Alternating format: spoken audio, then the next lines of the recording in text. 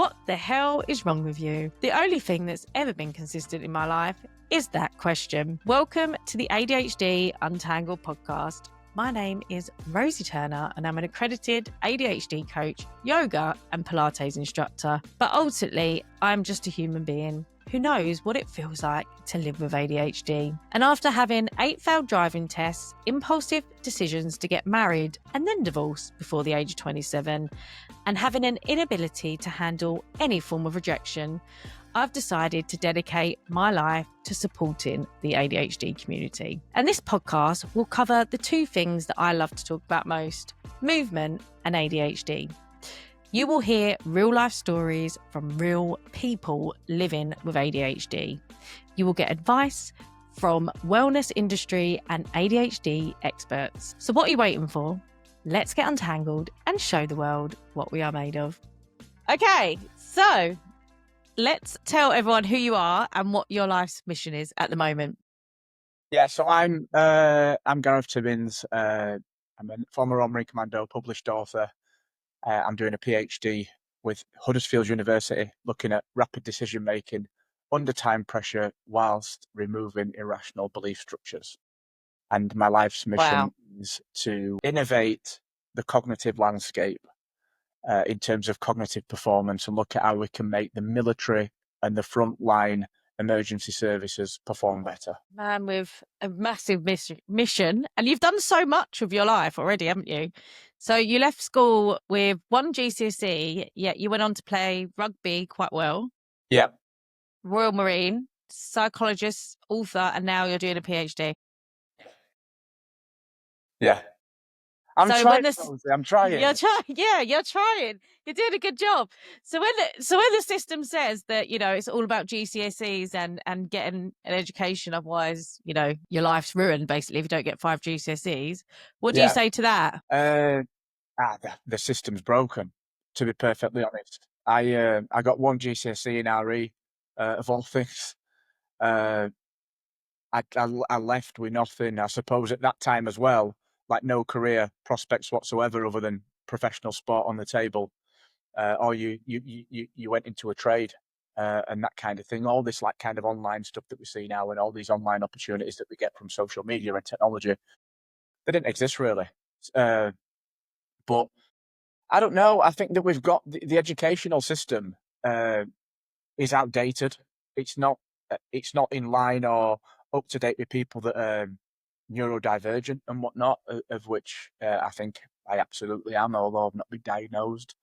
But I just think that we're so quick and eager to write people off at a young age. And I wasn't ready to learn at that age. No. At all. And I think that we put far too much pressure on young people. I've got a nephew now who's 18 who doesn't know what he wants to do. And I look at him, and although he's technically a man now, he's an adult, he's a boy. He knows nothing about the world, nothing. But yet he's got so much responsibility on his shoulders, educationally and from work pressure as well, to perform and get out. And he should. Well, we put pressure on him to know exactly what he wants to do, but he doesn't know what he wants to do. And that's completely, we put too much pressure on young people. Yeah. And do you know what? When you're saying it like that, I've never thought about it like this, but it's almost like such a distraction from what's actually important, them actually going out to like learn things, make mistakes, life skills, because they're so distracted by this big pressure that, you know, they've got to have it all figured out, that their education is, you know, the first and like the most important thing, and having that right is what's important, when they could be out there just, you know, learning things that, you know, maybe they're in their strengths or stuff that creating the next best thing. Yeah, I think education is without a doubt, it's important. It's fundamentally important. I think the education as it currently is set up for really young people entering education all the way through until they leave, I think it's just outdated and broken. With what we learn at school, a lot of it doesn't apply to real life or anything like that. And a lot of what you learn at school, you completely forget because there is no transference after you leave school. So I think it needs a major overhaul. I think we should learn about money. I think we should learn about absolutely learn about psychology and philosophy. Definitely. Relationships, connection, all of these Relationships, yeah, things. that's like how to deal with breakdown in relationships. All these things Yeah, teaching us have all had this experience, yet when we come to it, we have to work that out on our own. And even as parents don't give us any kind of wisdom on that. And when you have a breakup in a relationship, depending on how strong your connection was to that, it's your toughest test. It's definitely. it's mankind's toughest test is to break up and come through and come out the other side. You never think you're going to do it, do you? You never. No, you don't. When you're in it, you just think, God, I'm going to, like, my heart's been ripped out, and this is the end of my life, and Yeah. all that. We should learn about all that. They're all fundamental, real fundamental things that as human beings we're attracted to, we go through, and we have to find some way of coming out the other side. Yeah. And that's the thing, because it's what comes from that, isn't it? It's like all the attachment styles that then can lead to people being lonely, Yeah, which we know is like a really big cause of death, being yeah, lonely, being isolated. So it yeah. always like a knock on effect. And I think you're right in what you're saying. It's not that education isn't important, it's what we're defining education to be. It seems to be what's changed. Is Yeah, that what you would say? of course, of course. Look, it's so important, and I'll give you like a bit of an example. So, and I'm not knocking this either or, and I'm not saying what's right and what's wrong, but I went to a state school. Uh, as we've said, I didn't perform at all. Uh, I would have done in 10 years' time post leaving school, but that's by the by. But I then bought a house in a local area, early 20s, and the next door neighbours, they had quite a lot of money. And as a result, they'd sent the kids to private school. They'd gone to state school, then they'd gone to private school. I think at, I don't know, something like 11 up until 16 or 18. And I were talking to the two girls that they had around the kitchen table one night while we're, and these girls were only like 15 or 16. And they were so together. Wow. They were so together. They were so switched on. They were so aware of the world and what were happening on the political landscape and all stuff like that. And it were like talking to adults, and they'd been to private school. And I think that there's something at private school that prepare people for success in the world, and they're getting ready for it. Whereas I think our schooling, state school to some level, and this is generalizable. I'm not saying that this is systemic, No. but I just think that we get people in and just churn them out, and it's too generalizable. I mean, obviously, the topic of your thing, the main theme around your podcast is ADHD, right? Uh, and we don't subscribe to that. We're only just starting to acknowledge it, but we are years behind catering for people that are on the spectrum, and there's so many Yeah. of us. Yeah.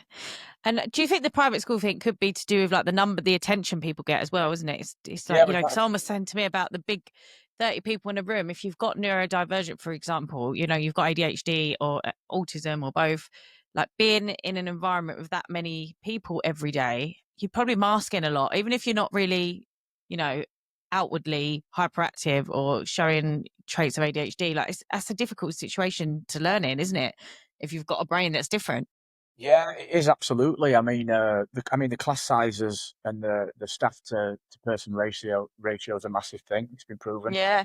scientifically. It's absolutely massive, the care that you get. Uh, I mean, my son, he's got ADHD, traits of autism, and he's got nocturnal epilepsy, so he's got the big three. Wow. And he really struggles at school. More so in this last 3 years, where he's been diagnosed with epilepsy because he has seizures through the night. So he's not sleeping, and he has to go, and he's fallen so far behind now. So he's 10, and he's probably operating at around a 5 or 6 year old now, and that gap is growing. But because they can't manage him, and because of his ECP that he gets from the government now, it only gives him a very small amount of funding. We can't even get him his own supply teacher or whatever, his own one-to-one. He's just put in a cupboard or outside, uh, and just, I don't know, left a drawer or whatever, and the gap Mm. wide. And I don't know who's to blame. but we're not prepared. We're not set up for it. The funding's not there, and I don't think the appetite's there really.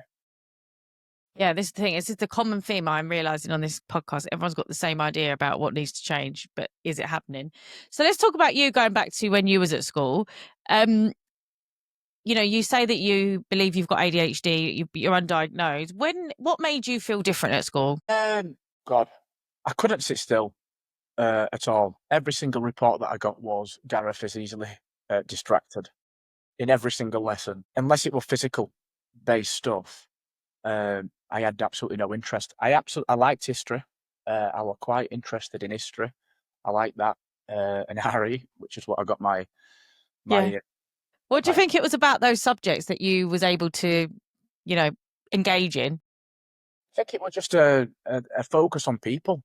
I think that's what it was fundamentally, and I think that's what ended up kind of steering me into a fascination and an interest in psychology. But I think it was just people, and in history, people do what they've done, what they've achieved, or what they haven't, or what they have done, but it's been negative.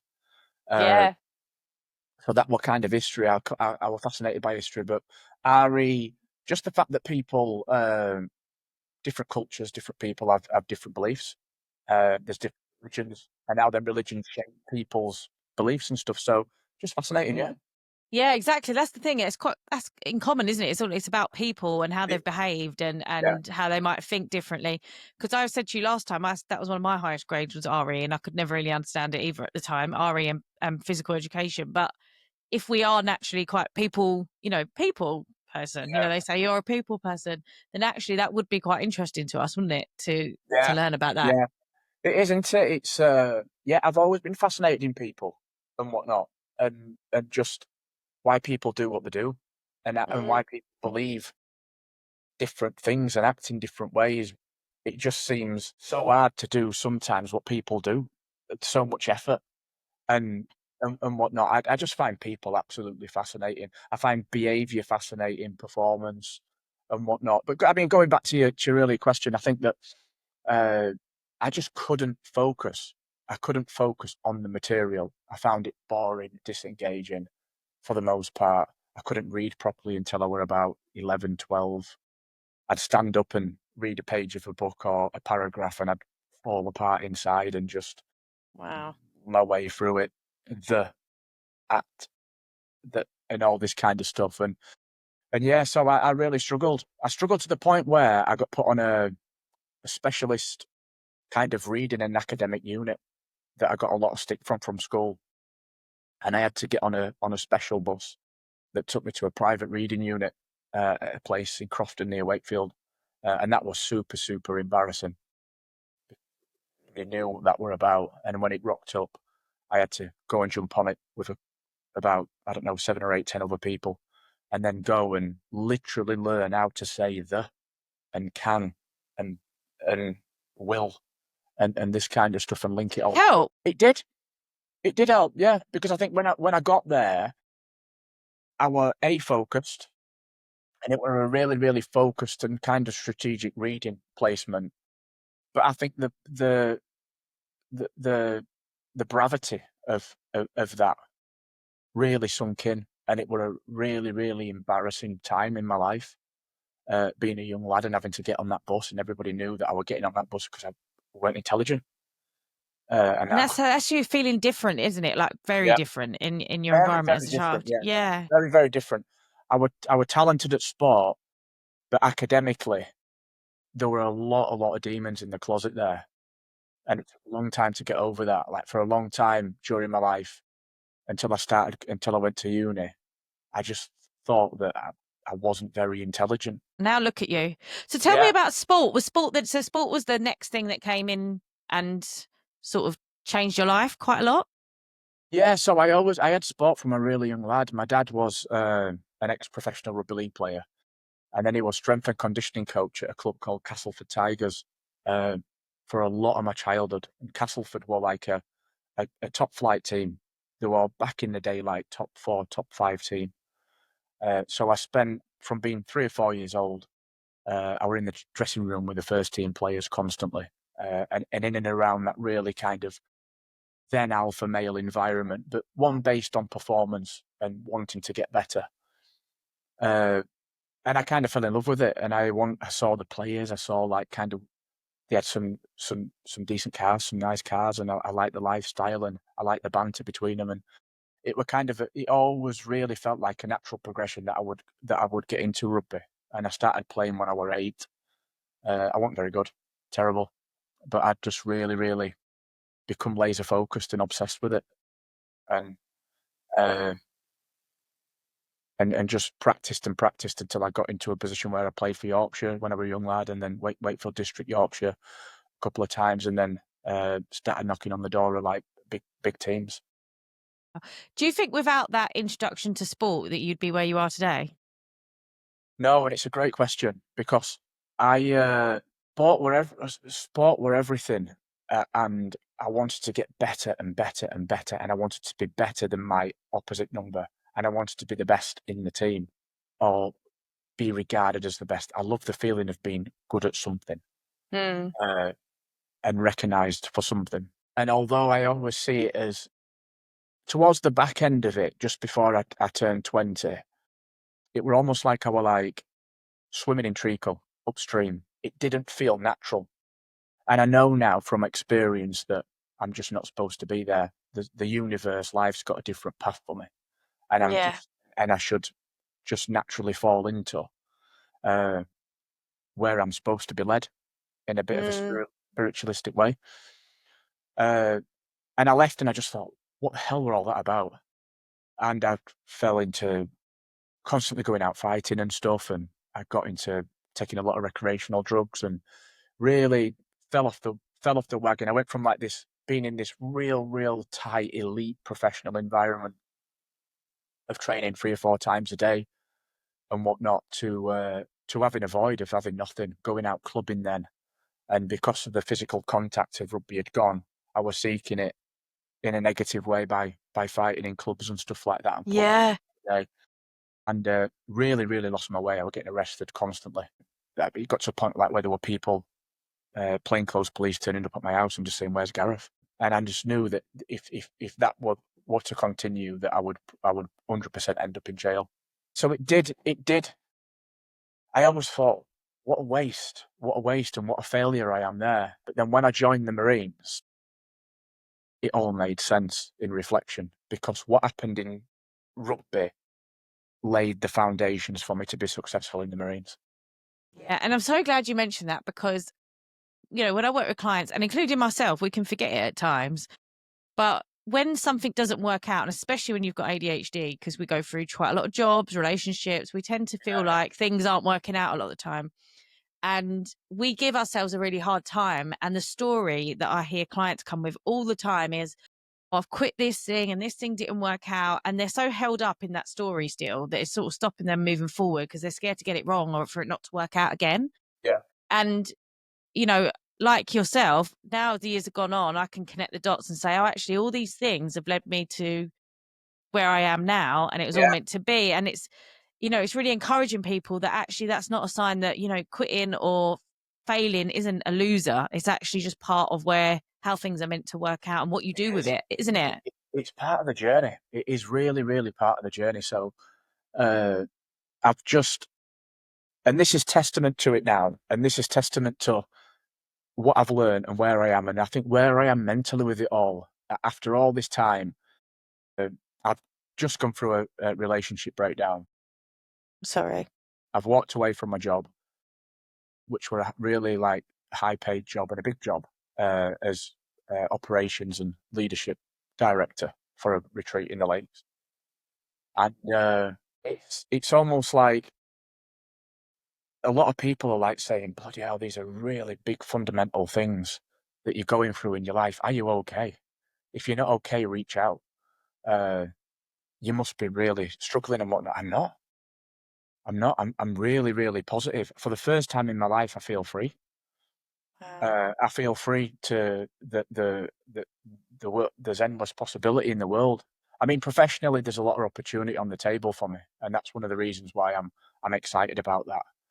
But I feel free, and I feel positive, and I feel excited. Don't get me wrong. There's times when I just think, oh my God. But I feel, yeah, like, oh my, like, What am I doing? yeah. What the what? But no, I feel excited. I feel excited. Mm. Uh, I feel in a good place. So yeah, that just goes back to what we were discussing before. Not religious. I do believe that there's that we are we're where we're supposed to be. And I said that to a friend the other day. Where you are now is where you're supposed to be, and this is where I'm supposed to be at the minute, and it will be beautiful in the end. Yes. So would you say like you're spiritual? You're not religious, but you believe in like spirituality. Yeah, I do. Yeah. I am. I do believe in spirituality. Like I'm massively uh, universe connected. Not in a weird, washy kind of weird way or whatever, but Science though, isn't it, really? science. Yeah, you can't. Yeah. I mean, oh God, I've been involved in science now for 15 years, and you can't be involved in Yeah. science to that extent and not have an absolutely appreciation for the universe and our place in it, and the Yeah, fact that we're exactly. all interconnected. So yeah, I am, and I think as I get older and older, I'm getting weirder and weirder. Or you're getting more aligned to I'm getting actually more who you are. aligned, yeah. But Yeah. you'll see me in Glasgow in a few years with massive dreadlocks and all flowers in my hair. Living in a commune. Yeah, with a Um, massive pipe in my mouth. do you know what? I'm really sorry, obviously, to hear about your relationship breakdown. But what came to mind when you said that is, again, I do think this is very much an ADHD thing, is we don't tend to do the big stuff in, separately. It tends to be like when we have this awareness of like, all right, something isn't working, I need change and we need this freedom, it tends to all be at once. And I've done the exact same things. It was never just the job, it was the job, relationship, and everything else. My whole identity had to change all at once and move at the same time or whatever it is, Yeah, you know. And I think when you're well, for me, I don't know, I don't want to like assume, but I think when you're unaware of your differences, sometimes that can look like impulsivity and you've not, you know, thought it through and you look like you're just giving up on things and you don't really know what you're doing and you're just like, right, I'm just walking away from everything because I can't handle it. I'm not happy. I'm bored or whatever it is. But actually, when you've got some knowledge around who you are and you've done the work, which sounds like you've done a lot of work on yourself, it can be exciting. And also you've got that self-trust, haven't you? And trust in, and also in a bigger, wider spiritual thing that this is where you're meant to be heading next. yeah, it is. I think it's multi-layered, isn't it? I think Yeah. at the very, very base of it is that from a very, very young age, I was lucky enough to go on a journey, i.e., the Marines, and be successful in that. And from that, I learned that I could back myself. I learned what I'm like at either end of the spectrum. I know exactly what I really, really enjoy. I know what I'm about. I know what I love. I know what brings me peace and happiness, joy. I also know what really, really damages my mental health. Yeah. I don't like. Uh, so I absolutely, completely understand and know myself, and I back myself as well. I back myself to do anything. And Mm. I know that once I'm committed, and if it's something that I want to do, I'll see it through to the end, and I'll be successful, no matter So, what. yeah, and I loved it. And so, how does someone, so, because what you described before when you left rugby and or sport, ended, and we hear this all the time with athletes, right, that are undiagnosed ADHD, you know, for example, like boxers, it's very quickly their career can end, or, footballers, they tend to retire quite early. And we see that this dopamine that they were getting from, their sport, also the discipline, the routine, which is what I want to talk about, is, it's gone. And then all of a sudden they're chasing their highs and self-sabotaging, you know, In the bad all stuff. in the bad stuff. Yeah. But so you've had that side where you would, like you say, it was bad for your mental health. And that can look like, yeah, that impulsivity of just everything going up in the air. And then now where you're at, there's big change, but it's completely different. How does someone who is going through big life changes all at once and is quite, the usual thing that they would do in that situation is go to the self-sabotage. They feel drawn to that because they don't know what else is meaningful to them and stimulating enough. What would you say to them? You're putting roadblocks in your progress, in your journey towards finding yourself, your true self, and finding new opportunities. You are you're stalling. I mean, you're putting the roadblocks in. I have never, ever, ever, no matter what's happened in terms of negative stuff in my life, and there's been a lot. There's been some tough times. I've never ever turned to negative stuff. No. The drugs, the drink, whatever that may be. And I don't knock anybody for doing it at all. I don't. I've just never done it. When I'm like up against the ropes and I'm down in the gutter, just become laser focused and clinical in everything that I do. And I eat really well. I train. I focus on all the good things. I think it's really, really important, and I learned this recently from a really good friend called Rowan Smith, who was head coach at Leeds Rhinos. He got let go by Leeds, and he's gone back to us, but he's just a fantastic guy. And when Leeds let him go, he'd been working on this cultural development at Leeds for quite some time, and it was going to probably take some time to really bed in. Rowan and Sheb Walker, who's another really good friend, and Ro, he turned his phone off for about 2 or 3 days, and he just was in his own head. He didn't consume any technology or anything, and he was just like, I'm just going to live in my own head, and I'm going to deal with all these emotions that we normally run away from. And I just thought, that is powerful stuff. Yeah. It's incredibly powerful, incredibly like mentally tough stuff, that. And I've not done it myself, but when I feel like when there's something that I don't like at the minute, or there's something that worries me, I sit with it. And I just think, we're just going to sit and we're just going to think about it and work it out. And then we'll do something positive, like go out for a walk and think about it, or I'll book myself a nice meal on my own to go and have, or go and get a really lovely coffee, or do something positive around work or whatever. But I think my advice to somebody is, you delve into the negative stuff, and look, we all need a release. Do you know what I mean? I had a few drinks yesterday with a friend. I'm not saying that you don't drink, but there's never any success found at the bottom of a bottle. There just isn't. Or whatever kind of vice that may be. It just doesn't. It just stalls your progress. I find so much comfort in knowing that I'm in control, and I'm the captain of these rough seas at the minute. Sorry to interrupt, but are you getting bored of the mundane?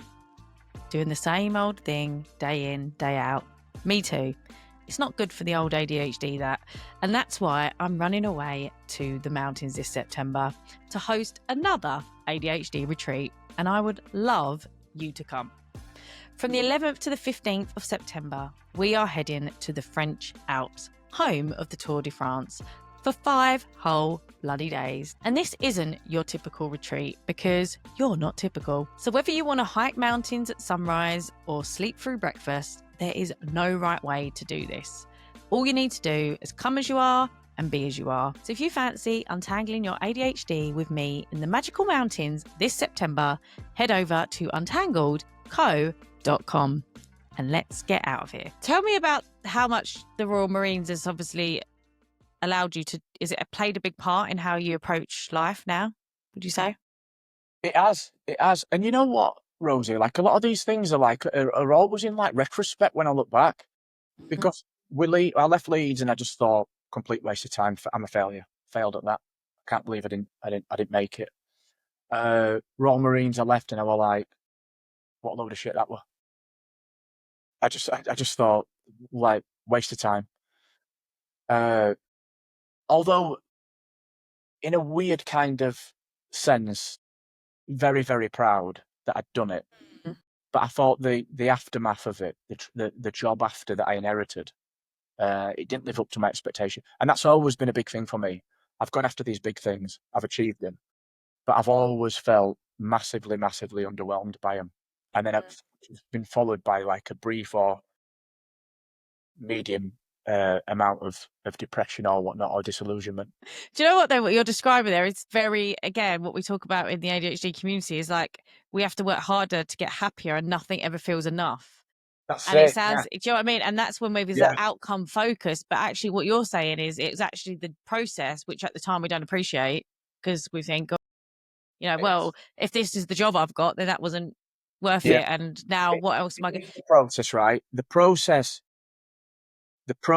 what I've learned from it all is process I love. I love the process. I love the challenge. I love the creativity of putting thought into action and then seeing that through to fruition. Yeah, me too. And I Love that. love that process. And I think this goes back to your earlier question about successful athletes that then they lose the structure and they start delving into the dark side of stuff to get the highs and stuff. I think that I don't know what the cross section would be, but there's probably a lot of people that are on the spectrum that are elite athletes in some way. Definitely. Yeah. ADHD or OCD is massive, prevalent. It's another question, isn't it? Whether does elite sport produce people with OCD, or are people with OCD predisposed to go into it? But that's Yeah. another conversation. But I think that these people that we don't realize it and we don't always know it, but what holds us together is the process. And we always think that when we get to the finish line, there's going to be party poppers and fireworks and everything's going to fly off. And we're going to finally reach fulfillment and we're going to be happy for the rest of our lives and sail off into sunset. The thing is, and I wrote about this in book 2, is that you get there and everything that's held you together, your behaviour and your output and your structures, has now come to an end because you've got to the summit. Yeah. And what's left once you've achieved that? The only place that you can go psychologically, in terms of your central nervous system, everything, is to go down. You've got Yeah. to go down. And I always use the analogy of a mountain. Once you've summited, you've got to go down. With going down is why people get depressed, they get disillusioned, and they're trying to chase it. And if you're coming down and you're retiring from a sport, unless you're really, really together and you've done some work and you've got really, really tight family structures, there's no surprise that like your Bradley Wiggins, people like that end up absolutely addicted to cocaine and whatever else because they've lost fundamental structures and all these real key pillars of stability in their life that have just gone overnight, and then they're interjected back into society and they're like, who am I? Yeah, who am I? Do you know what? This is why I think it's so integral to know our brains as well, because, if you look at it, I think there's two things, like with my clients, it's like they need a really strong why and something that feels, it's going to stimulate their brain, but it needs to be really meaningful. If they haven't got that, then the other thing that's really stimulating for our brain scientifically, you all know, is a negative story or a negative situation. So then, like you say, if they haven't thought about, all right, when this ends, what am I going to do? Or, what does this mean? This is how it looks. The brain's going to go for the quickest thing it can. And it's going to be a negative story or, Yeah. a negative spiral, isn't it? It's always a negative story. It's always a Yeah. negative. If we're left to our own devices and we have a lack of communication from anybody, it could be even your partner, but especially work, if there's a lack of communication from work, like you've just said, if your why's not strong enough, or you could call it your stimulus, in order to and align your behaviour together, there's something about us psychologically that it always turns negative. A void of communication, and communication is what we absolutely thrive on, from going down to the shop for a bottle of milk, to speaking to your partner, to speaking to your friend. If you are left in a house on your own for 24 hours and nobody calls you, or you don't have any kind of outreach to the open world, you'll have a negative mentality. Negativity will start coming in, and there is something in that. We're social creatures, right? But yeah, communication, connection. It's connection. The other vitamin C, they call it, don't they? Like, Yeah, that's it. Vitamin Connect. So Yeah. tell me about when you was in the Royal Marines. Was it like, because obviously I'm guessing because you was around people, and was it like a team, you felt like a team, part of a team? Did you felt connected there? Was it quite a place that you... Yeah, I did. The culture in the Marines back then was nothing like I think anybody would imagine. Was it like? I went through training. It was incredibly hostile. You got to like the last 10 weeks of training and you start getting some respect. And what happens is you end up at the back end of training after week 32 a week. we did 34 weeks because we got held for 2 weeks at the start because we joined and we're not enough people. And they said, if we take these 19 through, the likelihood is that nobody will be there at the end. So we had to wait for another troop to come, but that's by the by. We did us training. We got to the end, and you're in what's called King Squad then, and you are at the very, very top of the food chain at Commando Training Centre, where all the recruits are looking at you like you're God, like you can walk on water. And then within a week or two, you go to your commando unit, and you are straight down at the bottom of the pecking order. And then you used to have to do an initiation, which were really, really uncomfortable and terrible and varied in terms of what happened to you. But it was like a bit of a rite of passage into the troop. But the culture at the time in the Marines was like heavily, heavily, heavily dependent on alcohol. So everything, Really? everything revolved around alcohol. And if anybody was senior than you, which everybody was when you first passed out, anybody senior than you, if they said that they wanted to go out, you had to go out as well. So you would be probably out every single night. And when I say out, I'm not saying for a couple of pints. You'd go out at maybe 5 and come in at 5 in the morning or 4 in the morning. No. Yeah, and then at 7 o'clock in the morning, you had to do like a troop running boots, or you had to do a circuit on camp climbing ropes, and you hadn't been to bed, and you're full of alcohol, and then it'd happen again. It'd happen again. It's nothing that I thought you was going to say. No, the drinking culture was Wow. insane. It was insane. It was carnage. And then you had to get up and do these things, like Yeah, you had to do everything. Everything on the what were planned that day had to be executed. It had to be done. how was everyone's mental health in the Royal Marine? Sorry, I can't say it. The Royal Marines. God, don't get me wrong. Like when we had to switch it on and like do mountain training or go on operations and stuff, it's you fit the bill of being that elite force. But a lot of time on camp, when you are literally twiddling your thumbs and not doing anything, there was no imagination. And the only thing that you've got when you've got a load of like-minded lads, back then anyway, was to turn to drink. Yeah. And they did it in a massive, massive way. So I never bought. I hated it. Hated it. I hated the Why culture. did you stay? I had to stay. How long did you stay for? I did 5.5 years. So you had to stay. So you don't have a choice. No. Once you've done, you've got to do a minimum return of 3 years. Yeah. So there's no freedom there. No. What you've got to get through it. Yeah. So the discipline of the Royal Marines, because I always feel like, I listen to all these videos and I'm like, oh my God, it sounds so disciplined. I love discipline and I know that I, respond well to it, but I can get too disciplined and be too restrictive and, things like that. How did you, because when I think of people with ADHD, I think we do very well in flexible structures, but a lot of us find it hard to get those flexible structures and we get bored of them. And, that's what a lot of people come to coaching for, is to find those. How quickly did you respond to the strict discipline in the Royal Marines? And do you think anybody with ADHD can find discipline? Yeah. So in terms of the discipline, and this is what set me up from rugby, and I never realised it. I didn't know. But the two worlds were very, very similar. In a pre-season at rugby, it's quite similar to starting training, in terms of the beat up and how intense it is and stuff. Yeah, you've not got the absolute overwhelming pressure that you have in the Marines, and you're not spoken to like you are in the Marines and stuff.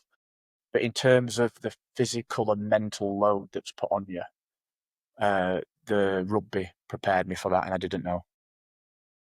But it was very, very, very tough. And you've got two options. You can either subscribe to it, and you can step in line and allow yourself to adjust, or you leave. It's very black and white there.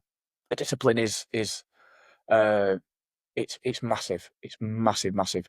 Externally and internally, you've got to subscribe internally more or less straight away if you're going to be successful to what they want you to do. Have you seen people that have come in who hadn't had, say, the start you had with the rugby, and really struggled, but completely turned around Yeah, of during the course. process. I speak about this all the time. Like the construct of masculinity is a chapter in book 1. It's loosely based around a guy that went in and the lined us all up on day 1 and said, look, can you give your knife, fork and your spoon, you called your KFS, to somebody that you think's going to fail? And you've got all these guys that are like, on a visual perspective, they don't look physically imposing or anything like that, or they might be a bit overweight. And they end up with all the knives, forks and the spoons. And then the guys that look your typical representation of masculinity, your big guys that are covered in tattoos and whatnot, that are they're extroverted. They are very vocal, aggressively vocal. They've got nothing. I don't know how they do it or what, but the people that have got all the knives, forks, and the spoons at the start, they're there at the end. What do you think that is? Do you think that's maybe demand avoidance? Because have you heard? It's you get to the end and you're with like some of the most mentally tough people that I have ever met in my life, and you're one of them. And what you've been through is it is incredible what you've been through to get to the end of that. But all the people that you think are going to do it don't do it, based on appearance. They don't do it. It's so interesting. Do you know what, as well? I don't know about you. If you look back at your life, though, when people have, because I'm thinking of a story like my mum. She's amazing, and I'm like love my mum. But I remember I brought a leaflet home from school that was about universities, and I had no interest in university at all. I couldn't wait to go and work. But because she said to me, "Oh, what you got with, what's that leaflet for? You're not university material. Your sister is."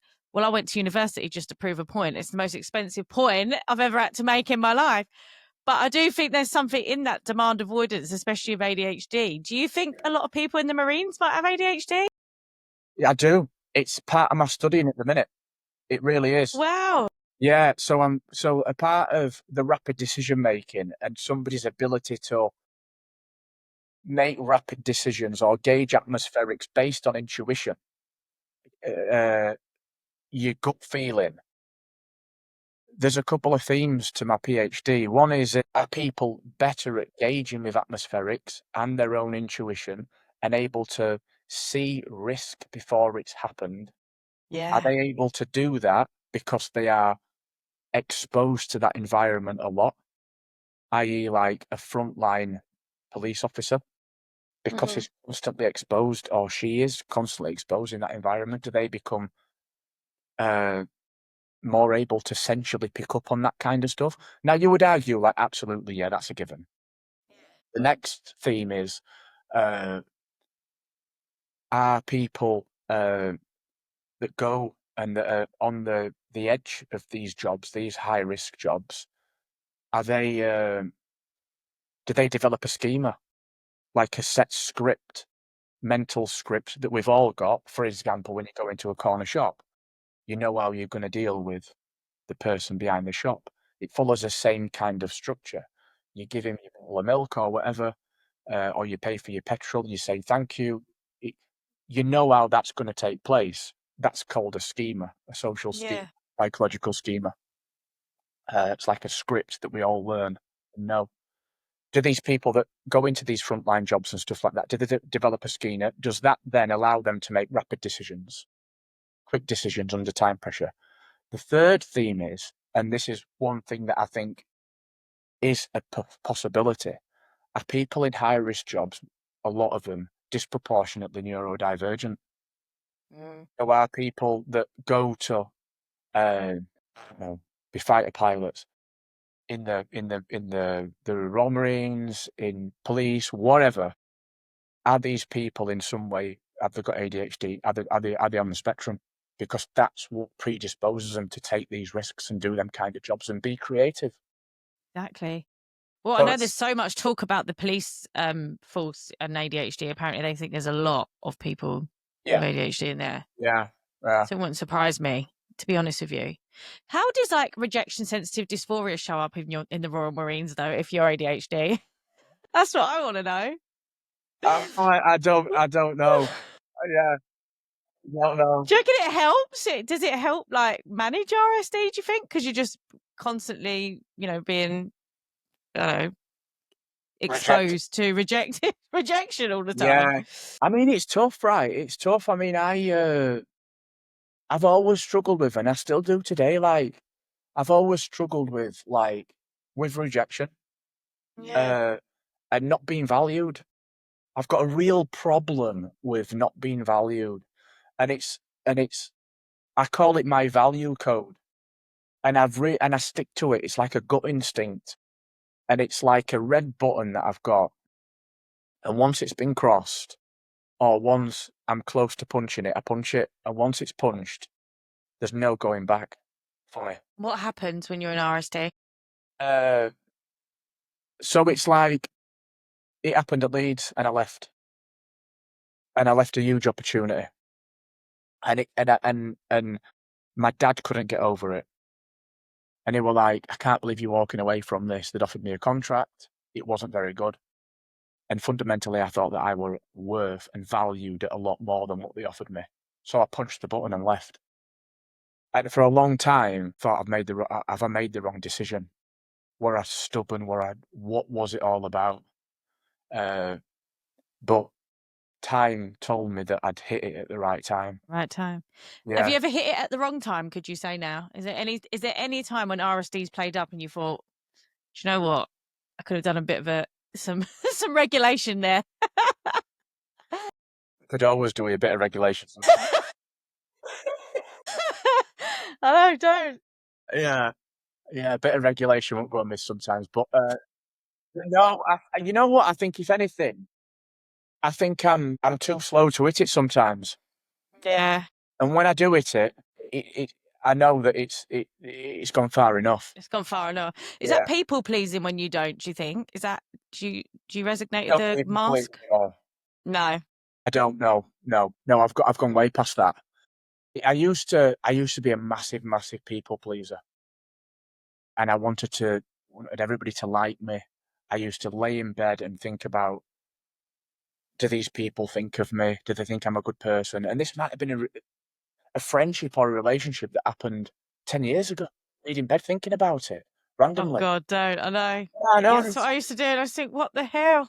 Yeah, what am I thinking about this person for? I can't remember what like. I used to go, just get over it. And I used to go, don't you wish I could? Yeah. I'm over it. But when I get in bed about 1 o'clock in the morning, I'm not over it. No. It comes back again. But I think that's because because we've got brains that need to be stimulated all the time. It's another negative story and it's bored. So you go into bed, it's like, oh, do you know what? This is boring. I'm just going to start making up bring back an old story that you're going to be stimulated by again, not sleep. Go to bed, sleep. Yeah. You're tapping? Do you do tapping meditation? No, I don't. But I just. But honestly, I think this is the best meditation for ADHD because it's moving. I've seen you do it. Yeah. You hear. Yeah. It's okay. Yeah. So the Royal Marines overall, would you recommend to someone to go and do it if they wanted to do it? Like if they said to you, "Oh, I might go into the Royal Marines." I would always recommend somebody to do that. Yeah. I think the job after is up for debate. What you get after, I think it's up for debate. I think the marketing for it is genius, but I think the job you get doesn't match up to the marketing. The training, however, I think that every young person should have a taste of it, if not do it, because it changes your life. Yeah. It changes your life. You come out of that the other side, and you just think you can do anything, and you can. You learn. You're emotionally you're emotionally regulated. The key thing is that you become intrinsically self-confident, and you know what? It's so important to tell you that you can do it or you're good enough. You don't have to ask anybody. You just go and do what you want to do. Yeah, and and this is the thing when, again, when I'm working with teenagers, it is the confidence. All of us, even the late diagnosed adults, is our confidence has been affected the most. But if you think about the teenagers today, the ones that aren't getting on in the system, they're put in these units and this. I wonder how many of them, if they were put into some kind of similar training, I'm not saying going to the Royal Marines, but something similar, if they would actually get on better there and their confidence would raise instead of being put in these isolations all the time and being told that they've got nothing to offer because they won't sit still and learn maths. I wonder if that would be something that they would respond to a lot more positively instead of, these other environments, and why there aren't other little, other avenues like Avenues that for for that, yeah. children. Avenues for that, yeah, yeah. Me too. Me too. I think putting people in boxes and hypothetically throwing the key away, it does nothing right. There is so many people, there's so many talented people out there that are never going to get the opportunity. Yeah. And it's so tragic because some of these people, given an avenue or a vehicle towards a bit of self-discovery, it could ignite something in them where they could go off and they could do something or create something absolutely brilliant. But because some of them come from quite a poor upbringing or a broken family or whatever, they're then put into these places where they're just like holding pens or whatever you want to call it. They're just maintaining and holding them, and like you said, telling him that like there's nothing for you, that blah blah blah blah blah. Exactly. We're losing so much rich talent. Yeah, or they're going to prison. I mean, what did I read the percentage earlier? I can't even remember what it is now, but like really high. I think it was like 53 or something, a high percentage of people that are getting chucked out of school going straight to prison. So like, why not Prison doesn't go work. and do something like that? Yeah. Prison doesn't work. There's The, no reform there, is there? Like, the prison system's broken. The key fundamental question is like, what do we do? I don't know what we do. Some of these people do need to be locked away for certain crimes mm, and whatnot. And some people can't be in society given what they've done and stuff. But if we're looking at, and I did obviously did forensic psychology at uni and stuff like that. Uh, we've got to look at like what is rehabilitation? What yeah, do we send? Are people going to prison to become rehabilitated? Well, the prison system no, is not. It's not an institution of rehabilitation. exactly. It's got nothing. A lot of people that go into prison, especially women, go in with. I mean, the women that go into prison, that are in prison, a lot of them have come from sexual violence, from sexual abuse. I think Yeah. there's a massive, massive percentage. Don't quote me on this, but I think it's 85, maybe even 90, suffer with really severe mental health issues. Yeah.